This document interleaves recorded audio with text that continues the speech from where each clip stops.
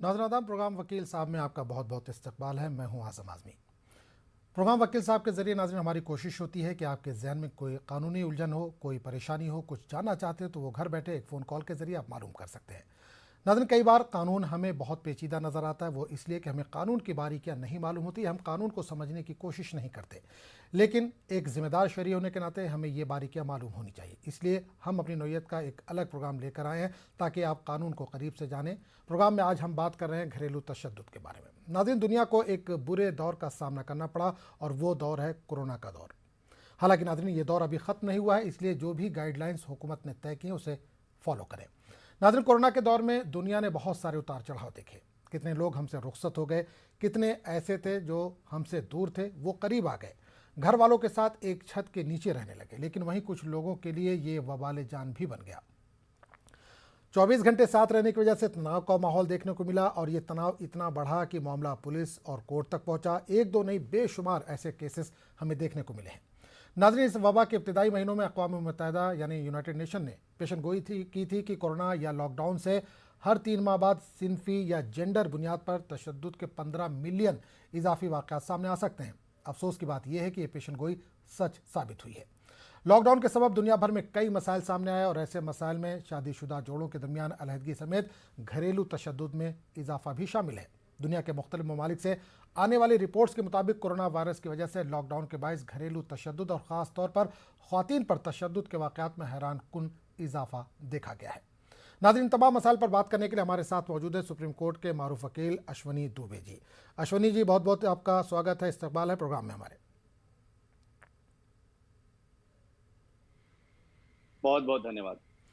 तो अश्विनी जी, प्रोग्राम में आज हम बात कर रहे हैं डोमेस्टिक वायलेंस की या घरेलू तशद्दुद की।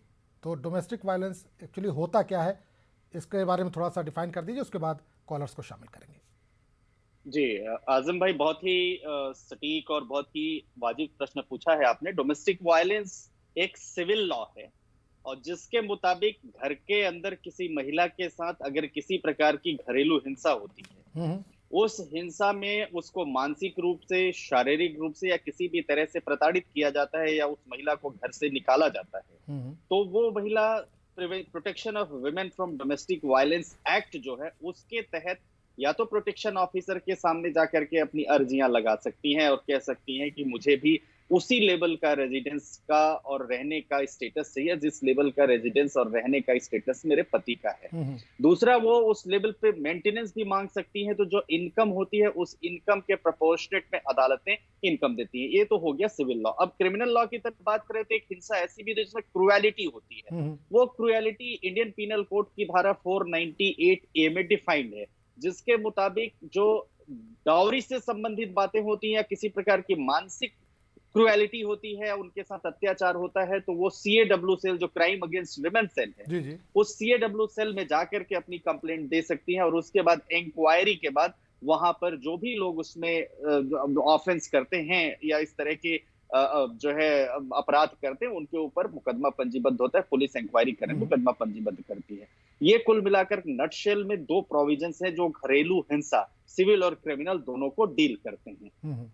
जी, बिल्कुल, आपने अश्विनी जी एक जो जिक्र किया महिला, तो क्या घरेलू तशद्दुद या डोमेस्टिक वायलेंस सिर्फ महिला पे ही होता है या महिला ही के लिए ये डिफाइन किया गया है? देखिए आजम भाई, जो अभी protection of women from domestic violence है, तो अगर हम इस कानून के शुरुआती शब्दों को देखें तो प्रोटेक्शन ऑफ वुमेन है।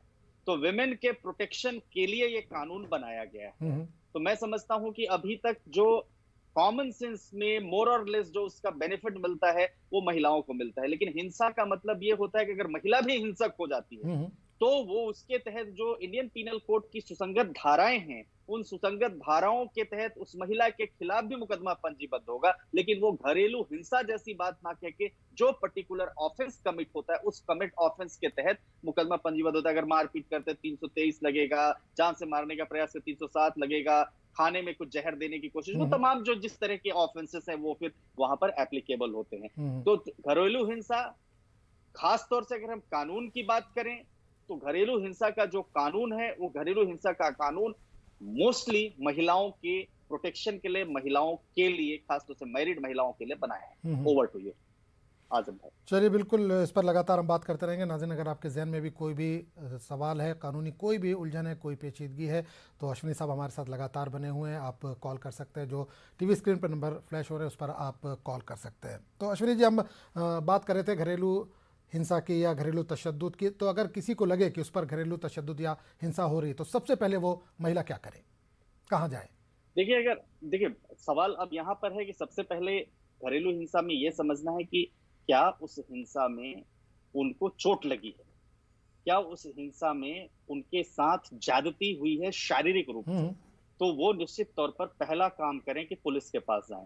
आजकल तो महिलाओं के प्रोटेक्शन के लिए 1091 जैसे नेशनल लेवल पर एक कॉल बना हुआ है, डायल डायल नंबर दिया गया है कि किसी प्रकार की घरेलू हिंसा अगर उनके घर में, उनके ससुराल में कोई होती है, या किसी महिला के साथ कोई और घटना होती है, या कोई बाहर का आदमी भी इस तरह की घटना करता है, तो वो 1091 या कुछ नंबर है उस पर फोन करके, जो नेशनली कनेक्टेड रहता है, वो हेल्प मांग सकती हैं। और दूसरा, अगर जैसे उनके साथ कोई और हिंसा होती है, तो सबसे पहले जो लोकल पुलिस है, लोकल पुलिस को फोन करने, कई जगहों पर डायल 100 होता है, कई जगहों पर 1091 होता है। तो जो ये कॉल सेंटर के नंबर्स हैं, जो पुलिस ऑफिशियल्स अटेंड करते हैं, कॉल को आइडेंटिफाई करते हैं, लोकेशन पूछते हैं, और उस एरिया में जो जिसकी ड्यूटी लगी हुई है, जो पुलिस वाला है या जिस जुरिस्डिक्शन का पड़ता है, वहां पर उस कॉल को फॉरवर्ड करके उनको डायरेक्शन देते हैं, क्योंकि एक सेंट्रलाइज नंबर होता है, और वो डायरेक्शन देते हैं कि आप फला जगह जाइए, एक महिला के फोन आए या और जाकर के आपको उनकी मदद करनी है। तो इस तरह के प्रावधान जो है प्रदेश और केंद्र सरकार ने किया है। दूसरा, उसके अलावा एक और प्रावधान है आजम भाई, कि हर जगह चूंकि महिलाओं को थाने जाने में दिक्कत ना हो, तो इसके लिए अलग से महिला थाने भी बने हुए हैं, और वहां पर महिला ऑफिसर्स की ही नियुक्ति हुई है उन ऑफेंसेस को डील विद करने के लिए। ओवर टू यू आजम भाई। बिल्कुल अश्विनी जी, एक चीज़ और जानना चाहूँगा कि जैसे मियाँ बीवी हैं, इतना ज़्यादा इनमें दूरियां हो गई हैं कि वो सेपरेशन चाहते ही हैं, या रोज़ाना लड़ाई झगड़े हो रहे हैं, मारपीट हो रही है आपस में, तो क्या महिला थाने जाए या सीधा कोर्ट भी जा सकती है? क्या ऑप्शन दोनों है? सीधा कोर्ट भी जा सकते हैं। देखिए, दोनों बातें हैं। अगर जो मैट्रिमोनियल रिलेशंस हैं, वो मैट्रिमोनियल रिलेशंस आपस में नहीं बन पा रहे हैं, किसी भी परिस्थिति में दोनों का साथ रहना नहीं संभव है, तो हर इस देश में रहने वाले हर धर्म के व्यक्ति को उसके मुताबिक जो है अधिकार है। चाहे अगर हम हिंदू मैरिज एक्ट की बात करें, तो जो हिंदूज हैं, बौद्ध हैं, जैन हैं, सिख्स हैं, उनको डील करने के लिए तो हिंदू मैरिज एक्ट है। तो हिंदू मैरिज एक्ट में डाइवोर्स के प्रोविजन है। जो मुस्लिम्स हैं, मुस्लिम्स के डिसोल्यूशन ऑफ मैरिज के लिए भी प्रावधान है। तो क्रिश्चियंस हैं, उनके लिए डाइवोर्स लॉ है। तो इस देश में चूंकि अभी यूनिफॉर्म लॉ नहीं है गोवा छोड़ करके, तो जितने भी धर्म के लोग रहते हैं, जिनका अपना जो लॉ एप्लीकेबल होता है, उस लॉ के मुताबिक उस जुरिस्डिक्शनल कोर्ट में जाकर के नलिटी के लिए, मैरिज के लिए मुकदमा डाल सकते हैं। बिल्कुल, अगर किसी ने सेपरेशन के लिए मुकदमा डाला या सेपरेशन चाहता है, तो पूरी प्रक्रिया में कितना समय लगता है, कितना वक्त लगता है? देखिए, प्रक्रिया में निश्चित तौर पर दो बातें होती हैं। एक तो म्यूचुअल कंसेंट होता है, दोनों पार्टी अगर तैयार हैं तो अदालतें कहती हैं, शीर्ष अदालतें कहती हैं, जिसमें उच्चतम न्यायालय और उच्च न्यायालय कहते हैं कि दोनों को, अगर इरिट्रेबल ब्रेकडाउन ऑफ मैरिज है, दोनों पार्टीज का साथ रह पाना मुश्किल है, दोनों लंबे समय से एक दूसरे से अलग रह रहे हैं, दोनों के बीच में टेम्परामेंटल डिफरेंसेस हैं, और दोनों म्यूचुअली उस मैरिज को डिसॉल्व करना चाहते हैं, तो वो जो है कोर्ट में, अदालत में जाकर के एक म्यूचुअल पिटीशन फाइल करके और म्यूचुअली सेपरेशन की बात कर सकते हैं। तो जो कोर्ट होती है, जो अदालतें होती हैं, वो अदालतें उनके स्टेटमेंट रिकॉर्ड करती हैं। इस स्टेटमेंट रिकॉर्ड करके उनकी मैरिज को नलिफाई करके उनको सेपरेट कर देती है, मैरिज उनकी डिसॉल्व हो जाती है। लेकिन कोई भी एक पक्ष दूसरे पक्ष को तलाक देने में इंटरेस्टेड नहीं हो, वो उसको नहीं दे रहा हो, तो उस परिस्थिति में वो व्यक्ति कोर्ट में अदालत डाल करके क्रुएलिटी का कई बार ग्राउंड लेकर, वॉइड मैरिजेस का ग्राउंड लेकर, या यह 7 वर्ष से ज्यादा समय से पति या पत्नी किसी का पता नहीं है, डिजर्शन का कि 2 साल से ज्यादा समय से पता ही नहीं है कि कहां चले गए, छोड़ के चले गए हैं, या घर में जो है तनाव का माहौल है और पति या पत्नी एक दूसरे के जो मैट्रिमोनियल ऑब्लिगेशंस हैं, वो ऑब्लिगेशंस फुलफिल नहीं कर रहे हैं, जिसकी वजह से वो अदालत में अपनी बात को कहते हुए एक विलफुल और बोनाफाइड ग्राउंड्स के बेसिस पर वो पिटीशन कोर्ट्स में डाल करके भी मैरिज को, डाइवोर्स को नलिफाई करने की प्रार्थना अदालत से कर सकते हैं। Over to you. चलिए, बिल्कुल एक कॉलर हमारे साथ जुड़ गए हैं, उनसे बात करेंगे। हेलो हेलो जी, कौन बात कर रहे हैं? हेलो। जी, जी, कौन बात कर रहे हैं? जी, सवाल कीजिए हेलो। अपना। हेलो। जी, जी, सवाल कीजिए अपना। आवाज नहीं आ रही आपकी सर मुझे। नहीं, नहीं, आपकी आवाज़ आ रही है हमको। क्या क्या सवाल करना चाह रहे हैं? क्या जानना चाहते हैं? सवाल कीजिए आप। मैं ये जानना चाह रहा हूँ सर कि मेरे मैं हूँ एक एसटी कैटेगरी से। वो हमें कैटेगरी होती है एसटी कैटेगरी, मुझसे हूँ मैं। SC, schedule caste, ST ST ST, schedule tribe. Schedule tribe, ठीक है। तो मेरी बीवी जो है वो जनरल कैटेगरी से आती है। अब उसको एसटी बनाना है तो यहाँ क्या वो एसटी नहीं बना सकती है, जबकि वो है भी, वो भी मुस्लिम बीवी है, मैं आपकी भी एससी मुस्लिम हूँ, लेकिन कैटेगरी वो से आती जनरल है। कैटेगरी से आ रही है। एससी कैटेगरी से वाइफ आती है आपकी। जी। ठीक है। तो कहाँ से बात कर रहे हैं आप? नहीं, मैं जम्मू कश्मीर से बात जम्मू कर रहा हूँ। कश्मीर से बात कर रहे हैं। माननीय, आपको पता नहीं होगा कि अगर आप एसटी कम्युनिटी से हैं, जनरल कम्युनिटी की महिला से आपने विवाह किया है, तो उनका जनरल कैटेगरी का स्टेटस एज इट इज रहेगा। तब तक रहेगा जब तक कि आप जो आपके सर्टिफिकेट्स हैं, जब तक आपके जो, अगर आप सरकारी नौकरी में नहीं जाते हैं, तो तब तक वो बेनिफिट्स उनको नहीं मिलेंगे। तो आपको प्रॉपरली, जहां अगर आप नौकरी करते हैं या वो करते हैं, तो वहां जाकर के बताना पड़ेगा, आपको एप्लीकेशंस लगानी पड़ेंगी, तो उनको निश्चित तौर पर उनका उसका बेनिफिट मिलेगा। और ऐसा होता है कि मैरिज के साथ, हमारे देश के कानून के मुताबिक मैरिज के साथ जो है जातियां बदल जाती हैं। तो उसमें आप जाकर के और अब एसटी कैटेगरी के बेनिफिट के लिए अप्लाई कर सकते हैं, नंबर 1। नंबर 2, बनाना है या ये कानूनी प्रक्रिया है। ये कोई ऐसी प्रक्रिया नहीं है कि आपने कहा और बन गया। तो आपको जाकर के जो कॉम्पिटेंट अथॉरिटी है, उस कॉम्पिटेंट अथॉरिटी के सामने अपने मैरिज सर्टिफिकेट को देते हुए, मैरिज को दिखाते हुए, अपना आपका जो सर्टिफिकेट है ट्राइबल का, वो ट्राइबल का सर्टिफिकेट दिखाते हुए ये बताना कि इन्होंने मेरी मैरिज की, और उन तमाम जगहों पर आप रिप्लेसमेंट करवा के उनको बेनिफिट दे सकते हो। और आपके और उनके मैरिज से जो बच्चे होंगे वो बाय डिफॉल्ट ही ट्राइबल होंगे। यही देश का कानून है। बिल्कुल अश्विनी जी, एक सवाल यहाँ पर ये भी करना चाहूँगा कि इंटरकास्ट अगर मैरिज होती है, मुस्लिम ने किसी हिंदू से किया या हिंदू ने किसी मुस्लिम से किया, तो क्या जो अधिकार होते हैं वो भी तब्दील हो जाते हैं, अधिकार भी बदल जाते हैं? अगर किसी मुस्लिम ने या हिंदू ने मुस्लिम से शादी किया, तो क्या जब वो उसके घर जाएगी तो उसके अधिकार बदल जाएंगे? देखिए, अधिकार हर जगह, हर लॉ में, पर्सनल लॉ के अधिकार अलग हैं और जो देश में कोडिफाइड लॉ है उसके अधिकार अलग हैं।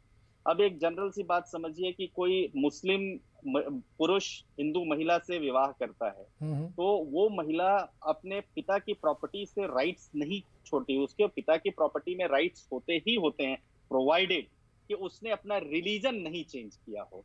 अगर वहां जाकर के उन्होंने अपना रिलीजन चेंज कर लिया, तो रिलीजन चेंज करने की स्थिति में कुछ कॉम्प्लिकेशंस के साथ जो है, क्योंकि फिर वो हिंदू सक्सेशन एक्ट के मुताबिक एंटाइटलमेंट उनका नहीं होगा, क्योंकि उनका रिलीजन बदल गया।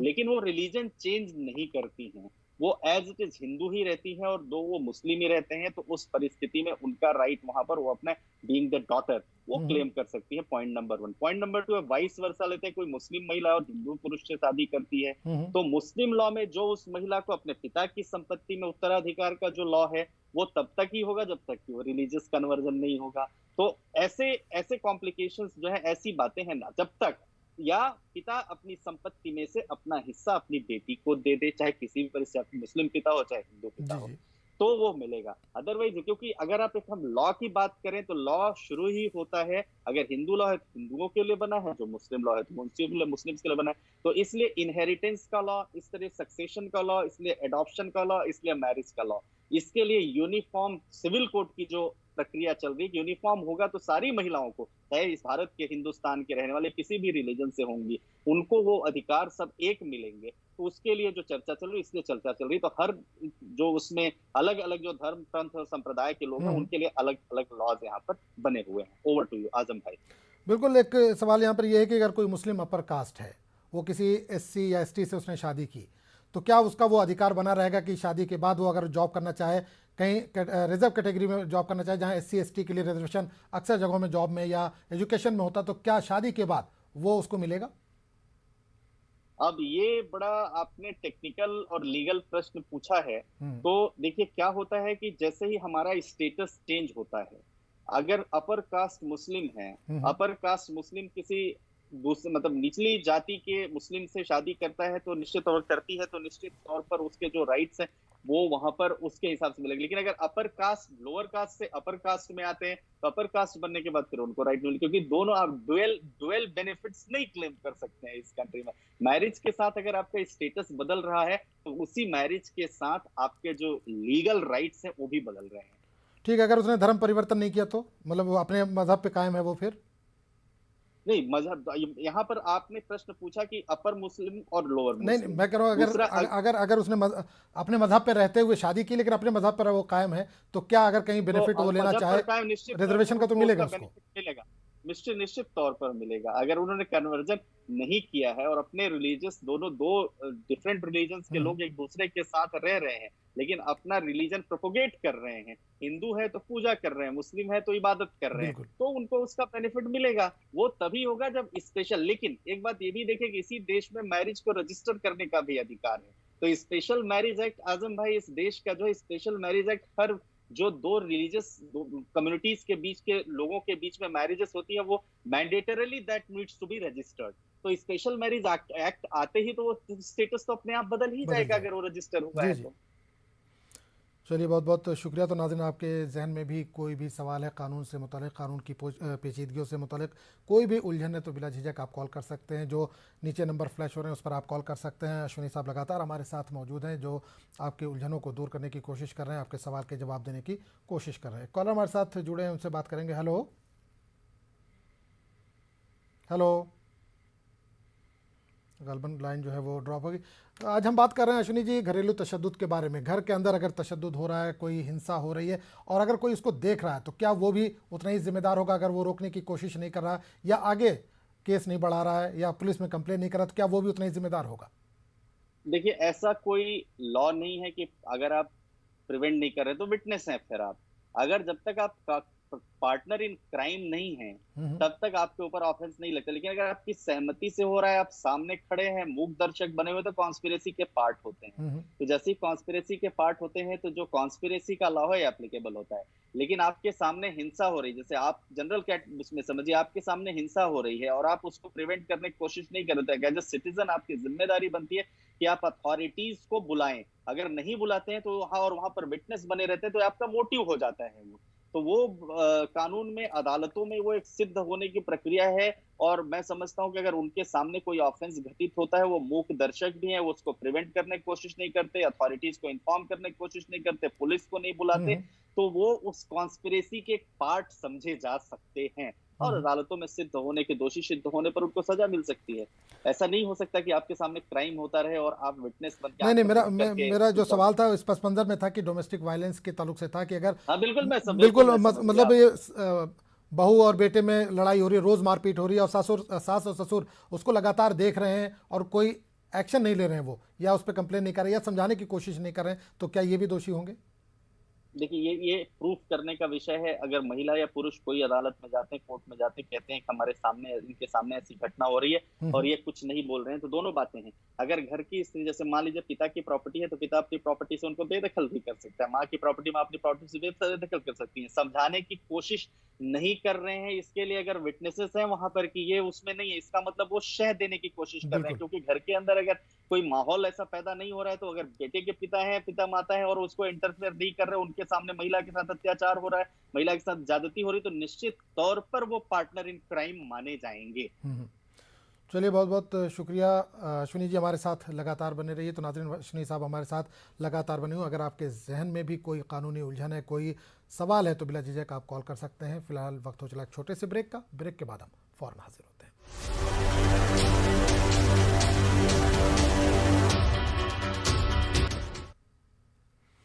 रोहन वकील साहब में एक बार फिर आपका बहुत बहुत इस्तकबाल है। हमारे साथ अश्विनी दुबे साहब लगातार मौजूद हैं जो कि सुप्रीम कोर्ट के सीनियर वकील हैं, जो आपके सवालों के जवाब दे रहे हैं। अगर आपके जहन में भी कोई भी कानूनी उलझन है तो बिला झिझक आप कॉल कर सकते हैं। आज हम बात करें डोमेस्टिक वायलेंस के बारे में या घरेलू तशद्दुद के बारे में। इस ताल्लुक से भी कोई सवाल है आपके जहन में तो बिला झिझक आप कॉल कर सकते हैं। इसके अलावा भी कानूनी उलझन से ताल्लुक से कोई भी सवाल है आपके जहन में तो वो भी आप कर सकते हैं। अश्विनी साहब, एक सवाल, क्योंकि आज डोमेस्टिक वायलेंस के बारे में हम बात कर रहे हैं, तो एक सवाल यह है कि एक तो होता है घर के अंदर मारपीट, एक होता है मानसिक तनाव, किसी को टीज किया जाए, उसको परेशान किया जाए, दोनों में क्या फ़र्क है? दोनों में किस तरह के केस बनेंगे?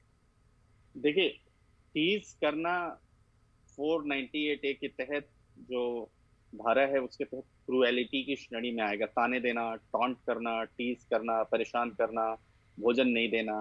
लेकिन अगर मारपीट करते हैं तो मारपीट करने के बाद जिस तरह की चोट लगती है और जो एमएलसी होती है, मेडिकल एग्जामिनेशन होता है, उसके बाद जो धाराएं बनती है उन धाराओं में, सुसंगत धाराओं में मुकदमा पंजीबद्ध होता है। अब जैसे घर के अंदर कोई टीज कर रहा है, ताने दे रहा है, क्रुएल्टी कर रहा है, दहेज कम लेकर के आए हो, खाना नहीं बनाती हो, सोती रहते हो, या मतलब तमाम ऐसे, जैसे तुमने घर में नर्क कर दिया है, जीवन वो ऐसा कर दे, तुम्हारे आने से परेशानी हो गई, तुम्हारे माँ बाप ऐसा करते हैं, तो ये भी क्रुएलिटी है। ये मानसिक क्रुएलिटी है, मानसिक उलाहना है, मानसिक तनाव है, मानसिक क्रूरता है। लेकिन वहीं पर डंडे उठाया, चप्पल उठाया, हाथ उठाया, थप्पड़ों से मारा, तो वो जो इंडियन पीनल कोड की सुसंगत धाराएं हैं, उन सुसंगत धाराओं में वहां मुकदमा पंजीबद्ध होता है। तो दोनों में अंतर है, हिंसा है दोनों। एक तो हो गई मानसिक हिंसा, दूसरी हो गई शारीरिक। शारीरिक हिंसा देने पर कानून अपना शरीर, जिस तरह से इंडियन पीनल कोड के प्रावधान जो अट्रैक्ट होते हैं, जो इंग्रेडिएंट्स वहां पर मिटा होता है, उसका है। मानसिक हिंसा देने पर मानसिक के लिए जो 498 है तमाम है वो आता है। उसके अलावा और कोई ऑफेंस जैसे होता है, बाकी लोग घर के लोग जो है अटैक करने की कोशिश करते हैं, मॉडेस्टी के ऊपर आउटरेज करते हैं, तो उसमें वो दूसरी धाराएं पंजीबद्ध होती हैं और लगती हैं। तो जो पुलिस अथॉरिटीज हैं, जो इन्वेस्टिगेटर है, वो इन्वेस्टिगेट करने के बाद जो है उन पर एक्शन लेता है। Over to you. बिल्कुल। एक चीज़ और अश्विनी जी ये जानना चाहूँगा कि कोरोना का दौर हम लगातार देखते आ रहे हैं, तकरीबन 2 साल हो गया है। कई चीज़ें इसमें अच्छी भी रही हैं तो कई चीज़ें इसमें बुरी हुई हैं। जो हम रिपोर्ट देख रहे हैं उसमें ये देख रहे हैं कि घरेलू तशद्दुद में लगातार इसमें इजाफा हुआ है। बहुत सारे केसेस जो रिपोर्ट में हम देख रहे हैं, तो आप क्योंकि एक वकील हैं, सीनियर वकील हैं, तो कोर्ट में आप लगातार मौजूद रहते हैं, तो किस तरह के केसेस ज़्यादा आ रहे हैं जो घरेलू हिंसा के आ रहे हैं इस वक्त? देखिए, ये पहले केसेस तो पहले भी आते थे। इस समय ये हुआ कि होता क्या था कि जब कोविड का संकट नहीं था, कोरोना काल नहीं था, तो पति और पत्नी ज्यादातर समय अपने वर्क प्लेसेस पे बिताते थे। तो वो बाहर जाते थे और आते थे, तो जो झगड़े का वो होता था, तो वो समय कम मिल पाता था, सब व्यस्त होते थे। और इस समय क्या हुआ कि कोविड ने दोनों को घर के बाहर करने में बना कर दिया। तो प्लस दूसरा क्या है कि अब कानून हमारे इतने हैं, इतने अधिकार देते हैं कि जिस अधिकारों का कई बार तो बेजा इस्तेमाल भी किया जाता है। माने यूज और अब्यूज है, तो आजम भाई मिसयूज भी है। तो दोनों, उस पर भी हम चर्चा करेंगे आगे। तो दोनों जब साथ रहना शुरू करते हैं तो वो आपस में उनकी छोटी छोटी बातों पर विवाद होते हैं तो एक दूसरे को रिस्पेक्ट नहीं करना, एक दूसरे के साथ मारपीट करना, एक दूसरे को उलाहना देना, एक दूसरे के लिए तमाम ताने कर देना, या वो हिंसा का रूप ले लेना। तो वो कई जगहों पर तो कई सारे ऐसे केसेस आए जिसमें पति पत्नी ने बीच में ही कोविड के समय ही एप्लीकेशंस आपस में लगा दी। कई जगहों पर ऐसे भी हुआ कि ब्रेकडाउन ऑफ मैरिजेस जिनमें था उनमें साथ में भी रहना शुरू कर दिया।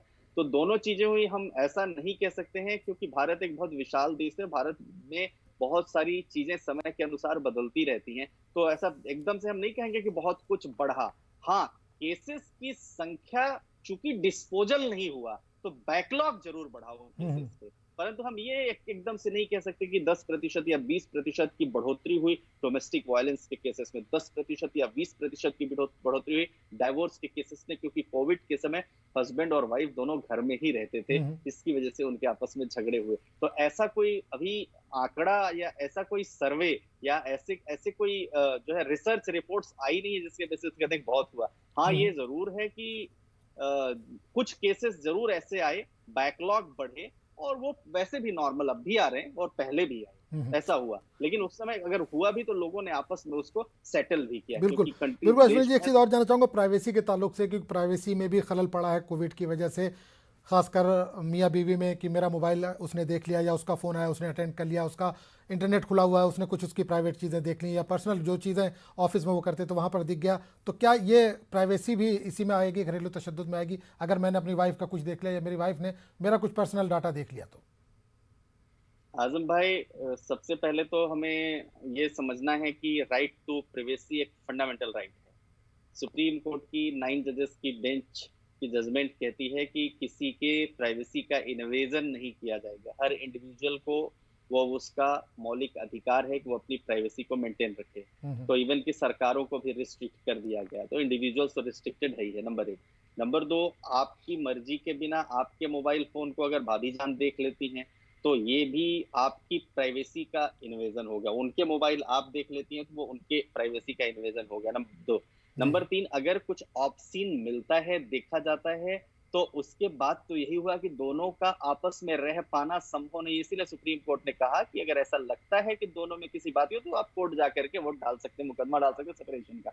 लेकिन वो देख करके हिंसा करना, ये हमारा कानून इजाजत नहीं देता है। वो उतनी ही बात है जितना कि आपके मोबाइल को आपके परिवार का कोई व्यक्ति नहीं देख सकता, और उनके मोबाइल को परिवार के दूसरे व्यक्ति के मोबाइल दूसरा कोई नहीं देख सकता अनलेस कि उनकी परमिशन। तो देखना, साझा करना वैसे भी हमारे देश में अलाउड नहीं है कि दूसरे की प्राइवेसी में दखल देना। और इसमें तो सुप्रीम कोर्ट भी आजम भाई कहती है कि आप right to privacy fundamental right है, तो आप जबरदस्ती किसी का बिल्कुल मोबाइल कोरोना के दौर में जो केसेस में इस तरह के देख घरेलू तशद्दुद में इजाफा हुआ, मुझे लग रहा है एक बड़ी वजह यही है कि मियाँ बीवी दोनों वर्किंग है और घर के अंदर बैठ के काम कर रहे हैं, एक ही कमरे में बैठ के काम कर रहे हैं, एक ही साथ सिस्टम खुले हुए हैं या मोबाइल एक दूसरे के एक पास है। जैसा आपने कहा कि पहले दोनों 8 घंटे अलग अलग रहते थे, अब पूरा 24 घंटे एक साथ है। एक बड़ी वजह यह भी मानी जाएगी।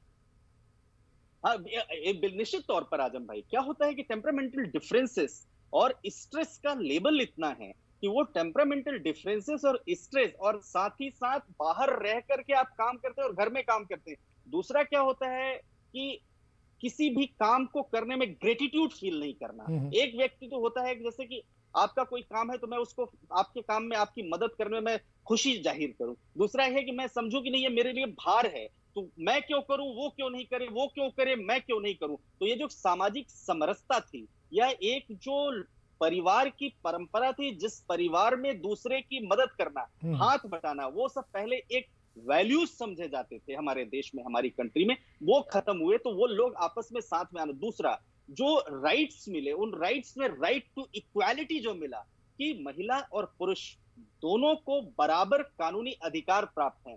तीसरा, मैं भी वर्किंग हूं, वो भी वर्किंग है, तो सिर्फ मेरी ही जिम्मेदारी नहीं है कि मैं घर के कामों को जाकर के देखो। Being a lady, equal responsibility lie करती है on the shoulder of the male member also, कि वो भी जाकर के हाथ बटे। लेकिन होता क्या है कि वहां पर मैं क्यों करूं, तुम क्यों करोगे, ऐसे छोटी छोटी बातों को लेकर के जो तनाव का माहौल पैदा होता है, घर में डिप्रेशन का माहौल पैदा होता है, स्ट्रेस का माहौल पैदा होता है, वो धीरे धीरे धीरे धीरे परिवार की परंपरा को खत्म करता है। तो निश्चित तौर पर जब परिवार की परंपरा और कल्चर और वैल्यूज खत्म होते हैं तो वो अंत होता है अदालतों में जाकर। ओवर टू यू आजम। बिल्कुल, अदालत तक फिर पहुंचता है जी। एक कॉलर हमारे साथ जुड़ गए, उनसे बात करेंगे। Hello hello. अस्सलामुअलैकुम। वालेकुम सलाम भाई, कहाँ से बात कर रहे हैं? मैं बेंगलुरु से बात कर रहा हूँ। जी भाई, सवाल कीजिए अपना। मैं मोहम्मद हुसैन। जी हुसैन साहब, सवाल कीजिए। मेरी एक प्रॉपर्टी है, 2 बेटियां हैं, 1 बेटा है, मेरे वाइफ नहीं है, तो इनको कितना शेयर दे सकते हैं एज पर मुस्लिम लॉ, शरीयत लॉ? 2 बेटी है, 1 बेटा है। हाँ, वाइफ का इंतकाल हो चुका है। हाँ, वाइफ का इंतकाल। ठीक है, चलिए बिल्कुल बताया जाएगा। तो अश्विनी साहब, बेंगलोर से भाई का कॉल था कि इनके 2 बेटी हैं, 1 बेटा है, तो किस हिसाब से डिस्ट्रीब्यूशन होगा प्रॉपर्टी का मुस्लिम लॉ के हिसाब से? इक्वल वो शरीयत में देखना पड़ेगा कि क्या प्रोपोर्शन है। सबसे पहले तो ये देखना पड़ेगा कि इनकी सेल्फ एक्वायर्ड प्रॉपर्टी है या ये इनके इनहेरिटेंस में मिली हुई इनकी प्रॉपर्टी है। अगर ये प्रॉपर्टी इनकी सेल्फ एक्वायर्ड प्रॉपर्टी है तो निश्चित तौर पर उसको देने और ना देने का राइट सोलली इनके ऊपर डिपेंड करेगा, चाहे वो शरीयत के अनुसार हो और चाहे वो हिंदू लॉ के अनुसार हो, इंडियन सक्सेशन एक्ट के मुताबिक हो। नंबर 2, अगर ये इनकी एंसेस्ट्रल प्रॉपर्टी है तो इनकी एंसेस्ट्रल प्रॉपर्टी में वो इनको प्रोपोर्शन के हिसाब से, शरीयत के हिसाब से देखना पड़ेगा, वो इक्वल प्रोपोर्शन वो पढ़ना पड़ेगा उसको, मुस्लिम लॉ को, तो उसमें होगा। तो ये दोनों में डिफरेंस है। तो इससे सबसे पहले तो इनसे ये पूछे कि इनकी सेल्फ एक्वायर्ड प्रॉपर्टी है या इनकी एंसेस्ट्रल प्रॉपर्टी है। हुसैन साहब मौजूद है लाइन पे? नहीं, गालिबन कॉल जो है वो ड्रॉप हो गया है। चलिए, नहीं, कॉल ड्रॉप हो गया शायद इनका। तो चलिए, बहुत बहुत शुक्रिया अश्विनी साहब, लगातार हमारे साथ बने रहिए। नाजरीन, अगर आपके जहन में भी कोई भी कानूनी उलझन है, किसी तरह का कोई सवाल है जो आपको परेशान किए हुए है, उसकी कानूनी कोई राह निकालना चाहते हैं, तो बिला झिझक आप कॉल कर सकते हैं। अश्विनी साहब हमारे साथ लगातार मौजूद है। फिलहाल वक्त हो चला एक छोटे से ब्रेक का। ब्रेक के बाद हम फौरन हाजिर होते हैं।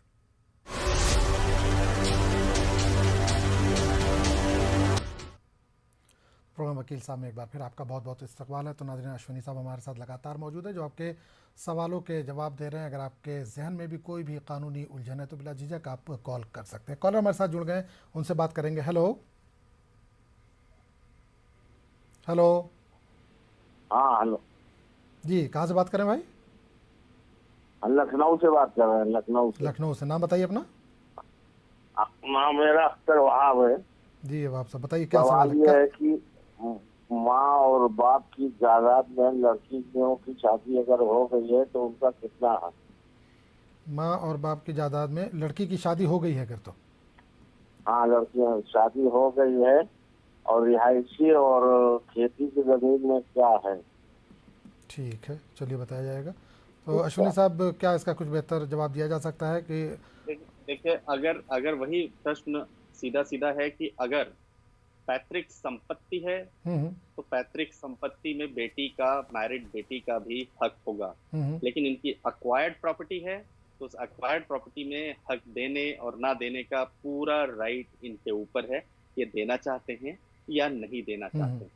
तो ये जरूर है कि अगर इनकी संपत्ति इनके दादाओं या परदादा पुरखों की है सबके अगर तो? साथ से पुरखों की है तो फिर वो जो है उत्तराधिकार कानून में संपत्ति के बंटवारे की जो का कानून है, उस कानून के मतलब मैरिड हो अनमैरिड हो उसका राइट है। लेकिन अगर इनकी खुद की बनाई हुई है तो ये इनके उस पर डिपेंड करते हैं देते हैं कि नहीं देते। Over to you.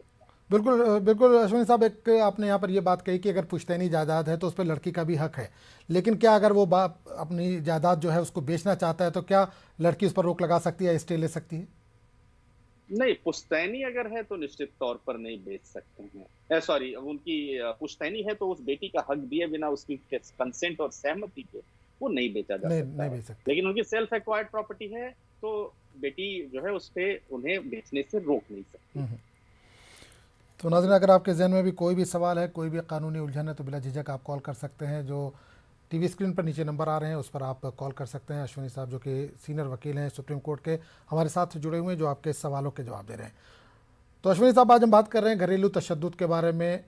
तो किसी पर अगर तशद्दुद हो रहा है, घर के अंदर डोमेस्टिक वायलेंस हो रहा है, लेकिन वो कोर्ट या पुलिस स्टेशन नहीं जाना चाह रहा, तो घर का क्या कोई दूसरा शख्स उसके तरफ से शिकायत कर सकता है जाकर?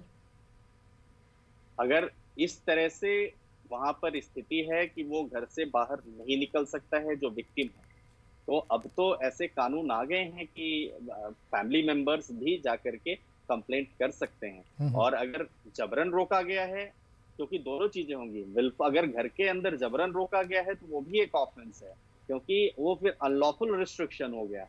और अगर अपनी मर्जी से नहीं जा रहे हैं और दूसरे को बोला कि तुम मेरे बेसिस पर कंप्लेंट कर दो, तो ये सेलेक्टिवली जो है लॉ में जा करके कि मैं मेरी जगह पर मेरे पिता कर दें या माता कर दें, मैं तो यहीं रहूं, तो फिर इसका मतलब आप प्रूफ कर पाने में आपको तमाम परेशानियां और कठिनाइयां आएंगी क्योंकि आपको रोक दिखाना पड़ेगा कि आपको किसने प्रिवेंट किया उस जगह से पुलिस स्टेशन तक पहुंचने में। Over to you. बिल्कुल। एक चीज़ और यहाँ पर ये देखने वाली, एक वर्किंग है और एक हाउस वाइफ है। जो वर्किंग है तो उनके लिए तो दिक्कत नहीं है कि अगर कोई मसला हुआ तो वो सेपरेट भी हुई या अलग भी हो गई तो वो अपना खाना पीना जो भी है अपनी ज़िंदगी आगे की गुजार सकती हैं। लेकिन जो हाउस वाइफ है उसके लिए मुश्किल है। तो ऐसे में ये लोग अगर कोर्ट या पुलिस स्टेशन नहीं जा रही हैं तो क्या करें? क्योंकि उनके लिए एक मसला ये होता है कि आगे की ज़िंदगी, अगर कुछ मामला पुलिस स्टेशन तक गया या अदालत तक गया तो उनके लिए आगे की ज़िंदगी बड़ी मुश्किल हो जाएगी। देखिए, ऐसे तो फिर तो इस कानून बना ही इसीलिए है कि आप वोकल होकर के अदालतों में आए, पुलिस स्टेशन में जाएं और अपनी बात कहें। घर में बैठे हुए सोचें कि जो है हम घर में भी बैठे रहें, हम कोई कानूनी प्रक्रिया भी नहीं अपनाएं और हमें सारे अधिकार भी मिल जाएं, तो फिर तो लड़ना तो पड़ेगा। क्योंकि उसके लिए जो कानून में प्रदत्त अधिकार हैं, जो लॉ ने आपको दिया है, वो उसके लिए आपको you have to approach to the court of law. और कोर्ट ऑफ लॉ में अप्रोच करके जो लीगल प्रोसीजर है उसको अडॉप्ट करना पड़ेगा, तभी मिलेगा। नंबर एक। नंबर दो, जैसे आपने अजब भाई आपने एक बात कही कि वर्किंग महिलाएं हैं तो उनको तो ठीक है, मेरी आगे की जिंदगी चल जाएगी, लेकिन जो नॉन वर्किंग महिलाएं हैं, जो हाउसवाइफ्स हैं, उन्हें डर लगा रहता है कि इसके बाद कैसे मेरा सर्वाइवल होगा और कैसे होगा। तो उसके लिए भी अगर देखेंगे तो वो उसमें मेंटेनेंस का, परमानेंट एलिमनी का प्रोविजन है कि मेंटेनेंस और परमानेंट एलिमनी एक अर्निंग हस्बैंड से वाइफ मांग सकती है, और वो उनको देता है, अदालतें इंश्योर करती हैं कि लेडी को उसका हक मिले। चलिए बिल्कुल। जी, तो ओवर नाज़रीन, टू यू। बिल्कुल बिल्कुल, तो नाज़रीन अगर आपके जहन में भी कोई भी सवाल है तो बिला झिझक कॉल करें। अश्विनी साहब हमारे साथ लगातार मौजूद है, कॉलर हमारे साथ जुड़ गए, उनसे बात करेंगे। Hello hello hello.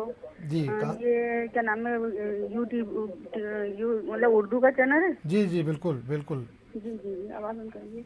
ऐसा है, अभी जो प्रोग्राम आ रहा है लो का, तो उसके अंदर हमारे घर का जो है मुकदमा चल रहा है, हाई कोर्ट में है। घर का वो मतलब ये आप शायद प्रॉपर्टी का है? हाँ, कि हमें जज का जजमेंट समझ में नहीं आया और वो वहाँ पे उन्होंने स्टे दे दिया हाई कोर्ट में।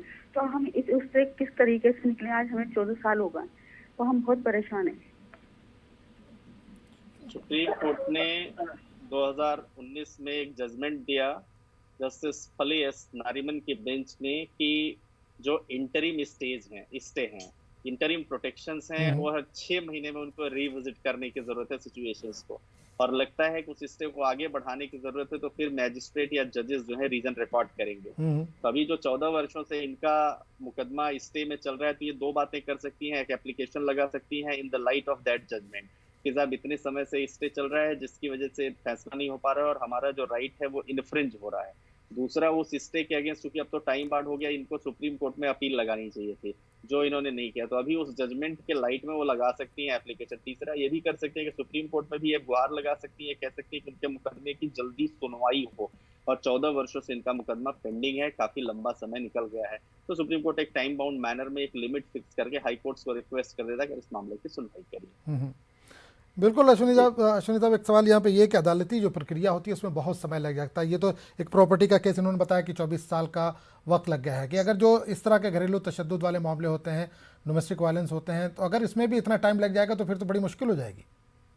क्या इसके लिए कोई फास्ट ट्रैक है? क्या ये देखिए, महिलाओं के लिए तो ऑलरेडी महिला कोर्ट्स अलग से बनी हुई है जो फास्ट ट्रैक की तरह ही हैं, जो इफेक्टिवली और जल्दी से जल्दी करती है। दूसरा होता क्या है, हमारे देश में जो ट्रायल की प्रक्रिया है वो टाइम जो है लेते टाइम टेकिंग प्रक्रिया है।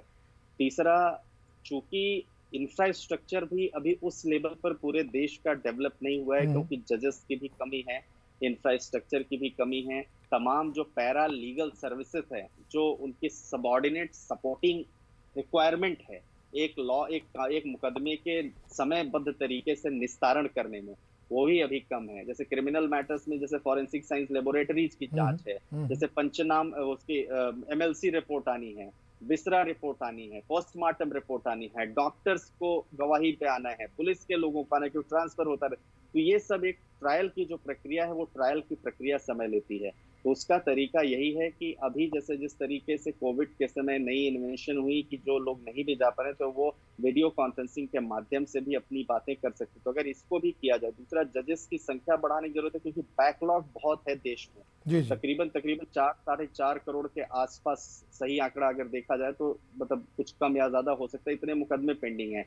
हाई कोर्ट्स में ही 58 लाख के आसपास मुकदमा, अकेले सुप्रीम कोर्ट में भी 70-80 हजार के आसपास कुछ ऐसे 70-80 लाख के आसपास से मुकदमे कुछ पेंडिंग है, वो क्षमा करेंगे, वो देखना पड़ेगा उस रेशियो को। तो इतने करोड़ों मुकदमे पूरे देश में पेंडिंग है, तो उनके डिस्पोजल के लिए जजेस की संख्या होनी चाहिए, उनके डिस्पोजल के लिए सपोर्टिंग सिस्टम की व्यवस्था होनी चाहिए, तभी सही तरीके से उसका डिस्पोजल हो सकता है। तो कुछ केसेस में आप देखिए, जैसे कि वो सेंगर उन्नाव का जो विधायक बीजेपी का था, उसका मामला था, सुप्रीम कोर्ट ने उसमें जल्दी से बोले 6 महीने के अंदर आप इसकी सुनवाई करिए।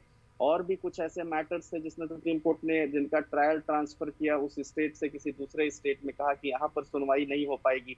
तो ये भारती यादव का जैसे केस था, भारती यादव के केस में भी दिल्ली में फिर ट्रायल उसका चला, क्योंकि वहां पर विटनेसेस को जो है नहीं हुआ जा सकता था। तो टाइम बाउंड मैनर में कई बार case day to day hearing का वो फिक्स होता है। अब जैसे एमपी एमएलए के अगेंस्ट की जो कोर्ट बनी हुई है, स्पेशल कोर्ट्स, वहां भी टाइम बाउंड मैनर में जो एमपी एमएलएज के अगेंस्ट केसेस होते हैं उनकी सुनवाई होती है, सुनवाई होने का प्रावधान बना है। तो हम इफेक्टिवली प्रगति भी बहुत कर रहे हैं, प्रोडक्टिविटी भी बढ़ रही है, लेकिन अभी और इंफ्रास्ट्रक्चर की जरूरत है, डेवलप करने की जरूरत है। बिल्कुल। और ये न्यायिक प्रक्रिया है, भारतीय न्यायिक प्रक्रिया, जिसमें इतना समय लगता ही है, लेकिन कानून में न्याय मिलता है। Over to you. बिल्कुल, चलिए हमारे साथ बने रहिए। वक्त हो चला एक छोटे से ब्रेक का। नाज़रीन, अगर आपके जहन में भी कोई भी कानूनी उलझन है तो बिला झिझक आप कॉल कर सकते हैं। अश्विनी साहब लगातार हमारे साथ मौजूद है जो आपके सवालों के जवाब दे रहे हैं। मिलते हैं एक ब्रेक के बाद।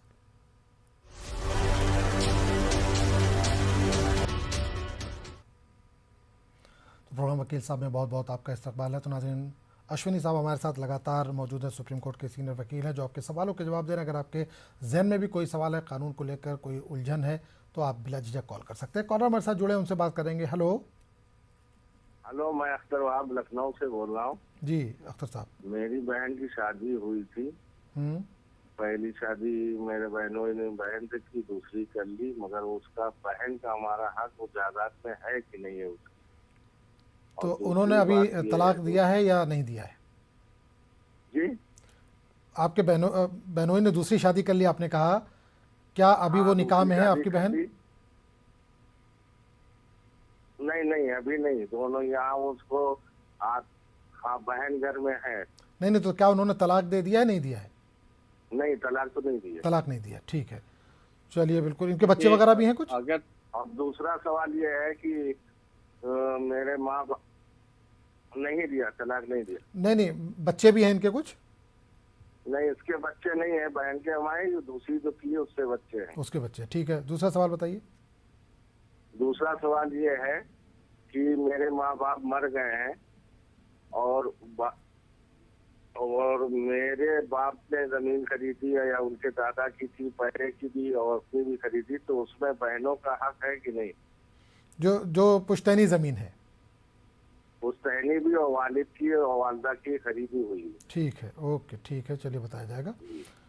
जी अश्विनी साहब, इसमें पहले सवाल का अगर हम इनके जवाब दें तो पहले सवाल के जवाब में सेक्शन 125 जो क्रिमिनल प्रोसीजर कोड का है वो इनको प्रोटेक्ट करता है, इनके सिस्टर को, और ये अदालत में जाकर के मुकदमा डाल सकते हैं और ये जो है उसके लिए मेंटेनेंस के लिए क्लेम कर सकते हैं। शाहबानो के केस में सुप्रीम कोर्ट ने बड़ी क्लियर तरीके से कहा है कि मुस्लिम महिलाओं के ऊपर भी सेक्शन 125 की एप्लीकेबिलिटी होगी, तो वो वहां पर जाकर के सेक्शन 125 में मेंटेनेंस क्लेम कर सकते हैं, क्योंकि ऐसा इन्होंने एक्सेप्ट किया कि इनकी सिस्टर का खुद का अभी तलाक हुआ नहीं है, तो वो निकाह में ऑलरेडी हैं। अब दूसरा जो इनका प्रश्न है कि जो संपत्ति का, तो इनकी जो इनके परदादा की दादा की प्रॉपर्टी है उसमें भी इनका हक है, और अगर वो उसको अपने जीवन काल में ऐसे ही छोड़ कर गए हैं बिना किसी टेस्टामेंट्री डॉक्यूमेंट के उसके शेयर्स को दिए हुए, तो इनकी बहन का भी हक है, इनका भी हक है, और भी जो उनके बच्चे हैं उनका भी सबका उस उसमें हक प्रॉपर्टी में हक होता है। चलिए बहुत बहुत शुक्रिया अश्विनी साहब, आपने कीमती वक्त अपना दिया, बहुत बहुत शुक्रिया प्रोग्राम में शामिल होने के लिए। बहुत बहुत नमस्कार, थैंक यू। तो नाज़रीन, इस प्रोग्राम में फिलहाल इतना ही। आदाब।